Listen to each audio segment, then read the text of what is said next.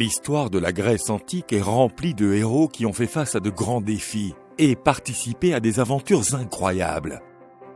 De nombreux héros ont connu des fins tragiques, mais d'autres en sont revenus triomphants et ont continué leur vie. Admète, l'un de ces héros chanceux, est rentré chez lui pour régner sur la région de Thessalie. Il était l'un des argonautes qui sont partis à la recherche de la toison d'or. Et grâce à un exploit insolite, il a eu la princesse Alceste pour épouse. Le couple était heureux et la maison royale de Thessalie a prospéré avec leur règne. Admète, Alceste et ses enfants étaient aimés par leur peuple et ce bonheur semblait ne jamais finir. Mais un jour, Admète a été pris par un fléau soudain. Il a ressenti le contact terrible de Thanatos, le dieu de la mort. Le roi a perdu ses forces et s'est évanoui dans les bras de sa bien-aimée Alceste. Pendant la nuit, alors que le roi tentait de se remettre de ce malaise, Admète a eu une visite inattendue. Ce sont les 3 moires, les femmes du destin, qui sont apparues dans sa chambre et lui ont fait part d'une triste nouvelle. Les moires avaient la responsabilité de tisser le destin de tous les êtres et ont communiqué au roi qu'il avait peu de temps à vivre et que la mort se préparait déjà à venir le chercher. Admète s'est jeté par terre désespéré et a attrapé la tunique de la déesse, mendiant sa vie. Il a dit qu'il était encore très jeune et craignait pour le sort de sa famille. Les moires semblaient résolus. La vie du roi ne tenait qu'à un fil littéralement, mais Admète avait un dernier recours. Dans le passé, le roi avait accueilli le dieu Apollon dans son palais après un malentendu avec Zeus. Et pour cette raison, le dieu lumineux avait une dette de gratitude envers Admète. Apollon a intercédé pour le roi et fait en sorte que les moires fassent une concession.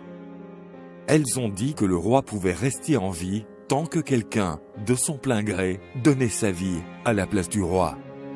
Le roi était soulagé que beaucoup étaient ceux qui ont dit qu'ils étaient prêts à donner leur propre vie pour lui.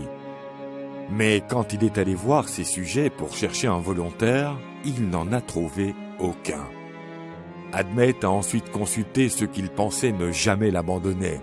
Le roi a demandé si l'un de ses vieux parents se sacrifierait pour leur fils.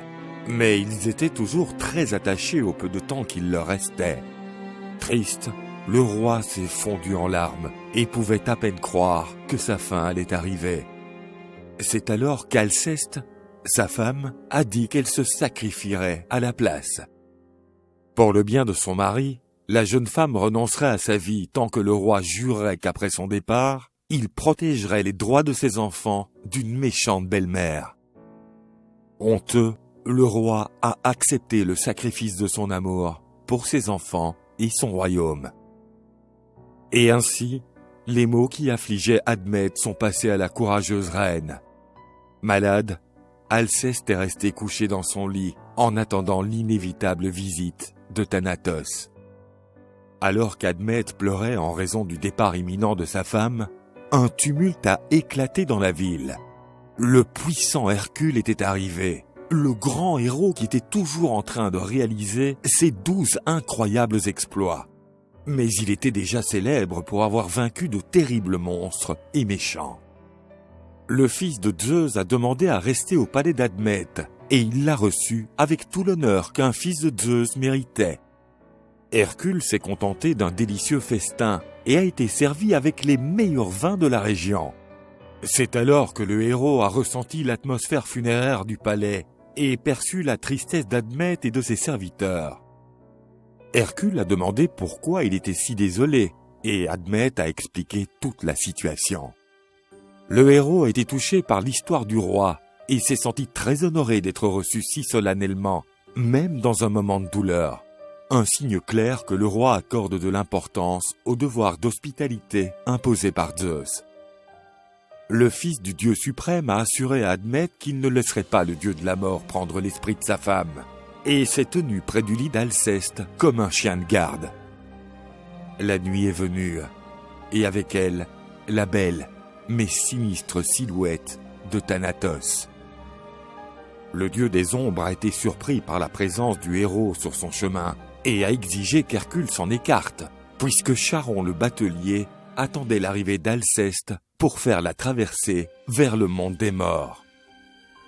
Mais Hercule a déclaré que Thanatos ne mettrait la main sur Alceste tant qu'il serait dans ce monde. Une menace risible pour le dieu de la mort, et les deux ont donc commencé à se battre. Le héros a affronté la mort, ce qui serait impossible pour un simple mortel. Mais le héros était un demi-dieu, et la force du sang de Zeus était plus forte dans son sang que n'importe quel autre de ses descendants humains. Thanatos a succombé au pouvoir du fils de Zeus, et sous les menaces du demi-dieu, le dieu n'a vu d'autre alternative que de fuir. Avec le départ de Thanatos, la santé de la courageuse reine Alceste a été restaurée.